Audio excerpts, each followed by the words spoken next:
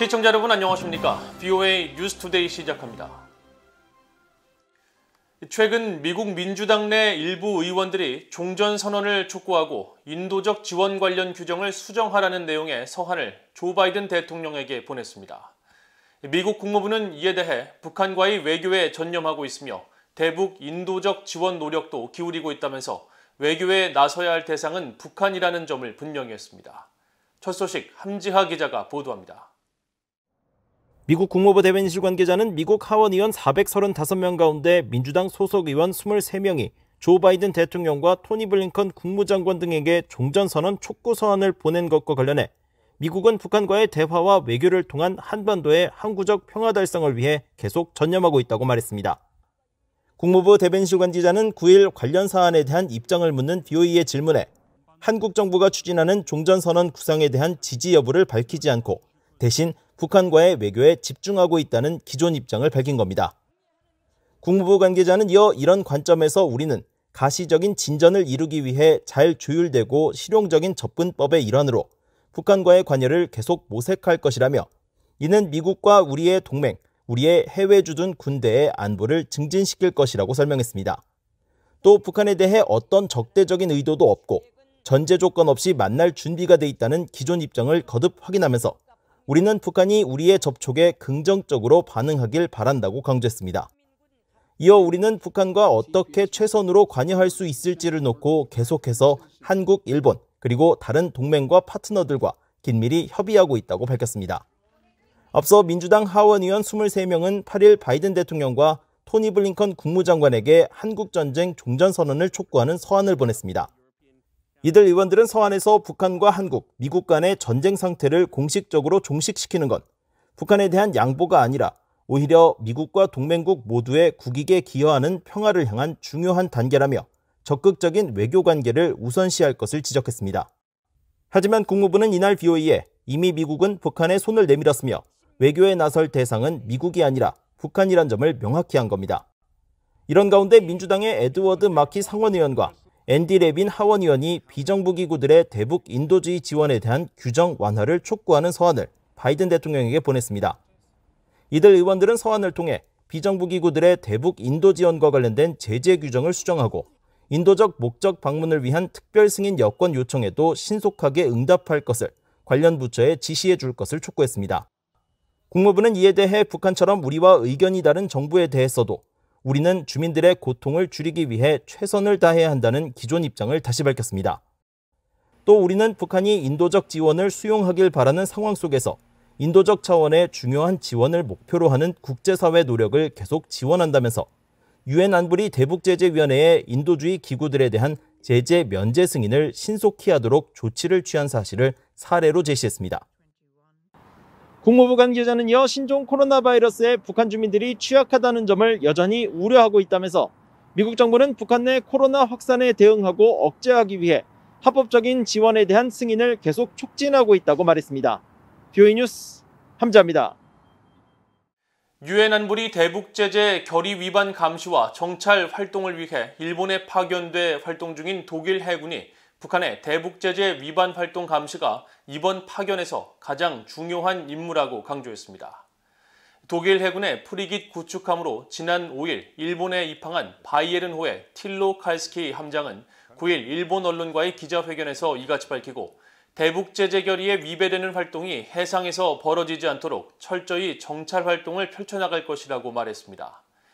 회견에 함께 참석한 카이 아힘센바흐 독일 해군 참모총장은 독일 정부의 바이에른호 파견은 대북제재 위반 감시 활동과 함께 인도태평양 영내 평화와 항행의 자유, 규칙에 따른 국제질서를 수호하기 위한 국제적 노력에 동참하기 위한 것이라고 강조했습니다.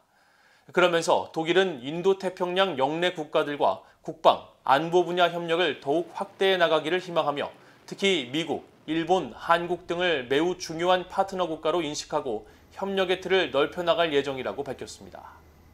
앞서 지난 5일 일본에 입항한 바이에른호는 이달 중순부터 동중국해와 일본 인근 해역에서 북한의 불법 해상 환적 등에 대한 감시 활동을 벌일 예정이며 독일 함정으로서는 최초의 대북제재 위반 감시 활동 참여입니다.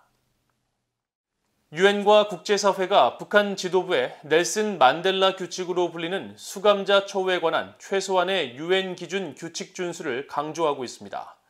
감옥에 들어가 보기 전까지 누구도 그 나라를 진정으로 알 수 없다는 만델라 전 남아공 대통령의 명언처럼 북한 내 가장 열악한 계층인 수감자들의 인권 존중이 필요하다는 지적입니다. 김영권 기자가 취재했습니다. 유럽연합 EU는 최근 76차 유엔 총회 제3위원회에 제출한 북한 인권 결의안에서 처음으로 넬슨 만델라 규칙으로 불리는 수감자 처우에 관한 최소한의 유엔 기준 규칙을 명시했습니다. 북한 당국의 정치범 수용소 등 구금시설 환경을 포괄적으로 즉각 검토해 국제규약 의무들을 준수하는지 확인하라며 넬슨 만델라 규칙을 지적한 겁니다. 안토니오 구테우스 유엔 사무총장도 이번 유엔 총회에 제출한 북한 인권 상황 보고서에서 북한 지도부를 향해 구금시설 내 환경을 전반적으로 검토해 수감자에 대한 인도적 대우 등 넬슨 만델라 규칙이 명시한 최소한의 기준을 충족하는 조치를 취해야 한다고 권고했습니다. 토마스 오헤아 킨타나 유엔 북한 인권 특별보고관도 유엔 총회에 제출한 보고서를 통해 북한 당국에 넬슨 만델라 규칙 준수를 촉구했으며 지난달 뉴욕에서 연 기자회견에서 북한 내 정치범 등 수감자들의 열악한 환경에 우려를 거듭 밝혔습니다. The political prison camps continue to exist in North Korea, and they represent, the most serious human rights situation with regards to the country, in my view. And the government has not addressed this issue. 수감자 처우에 관한 최소한의 유엔 기준 규칙은 유엔이 지난 1955년 수감자도 최소한의 인권을 존중받을 권리가 있다며 채택한 국제 원칙입니다. 유엔 총회는 지난 2015년 이를 개정하며 정치범으로 27년간 수감되었던 넬슨 만델라 전 남아공 대통령의 업적을 기려 넬슨 만델라 규칙으로 명명했습니다. Prison conditions are both a critical measure of democracy and an important instrument for democratization. As Mr. Mandela said in 1994, at the dawn of democracy in South Africa, a nation should not be judged by how it treats its highest citizens, but its lowest ones, its imprisoned citizens. 영국의 북한 인권 활동가로 과거 중국에서 인신매매와 강제 북송을 당해 북한 구금시설에 수감되었던 박지현 씨는 9일 VOA에 과거 국제 앰네스티의 국제법 프로그램 수강 당시 들었던 넬슨 만델라 규칙에 대한 충격을 잊을 수 없다고 말했습니다. 저 같은 경우에도 이제 북한에서 저희는 세뇌 교육 받으며 살았고 바깥 세상을 보지 못했기 때문에 북한 정권이 얘기한 그것이 다 진실인 줄 믿었잖아요. 그러다가 북한으로 북송되었을 때 그 북한 감옥에서 저희가 받았던 그 굴욕적인 대우, 그 처벌, 그 잔인하고 그 비인도주의적인 그러한 처벌을 받으면서 실질적인 북한이라는 나라를 봤거든요. 넬슨 만델라 규칙 1조엔 인간으로서 모든 수감자의 존엄성과 가치 존중, 고문과 다른 잔인하고 비인간적, 모욕적인 처우 또는 처벌을 받지 않도록 해야 한다고 밝히고 있습니다. 박지현 씨는 세상에 나와서야 이런 권리를 북한에서 너무 모르고 살았다는 것에 분노했다며 북한 주민들에게 이런 권리를 전해주는 게 매우 중요하다고 말했습니다. BA 뉴스 김영권입니다. 신종 코로나 백신 국제 공동구매 배정 프로젝트인 코백스 퍼실리티가 백신 배분 과정 요건에 따라 북한 당국과 정기적으로 접촉하고 있다고 밝혔습니다.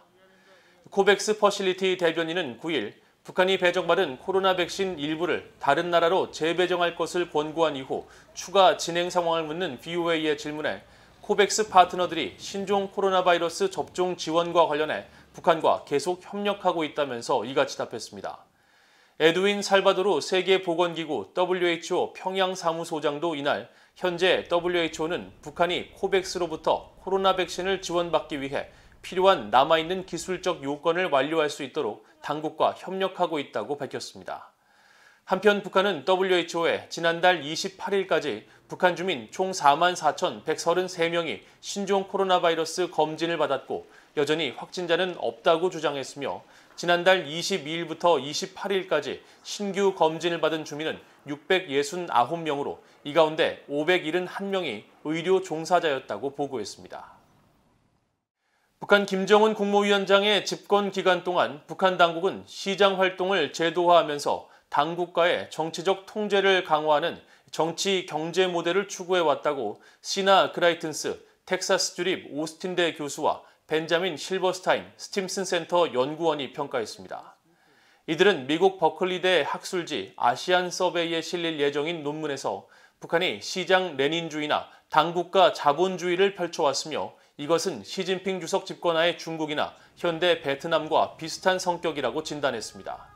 실버스타인 연구원은 9일 VOA와의 전화통화에서 북한이 신종 코로나 바이러스 감염증 이후 시장을 단속하고 민간 기업소들을 국영 기업소로 흡수하려는 움직임을 보이고 있다며 이는 시장 활동을 국가 통제 속으로 끌고 가려는 움직임이라고 말했습니다. 그러면서 지난 30년간 북한 내 활발한 시장 활동은 정권에 위협이 되지 않았다며 북한 당국은 앞으로도 통제 속의 시장 활동을 허용할 것으로 전망했습니다. 이상으로 VOA 뉴스투데이를 모두 마칩니다. 시청해주신 여러분 고맙습니다.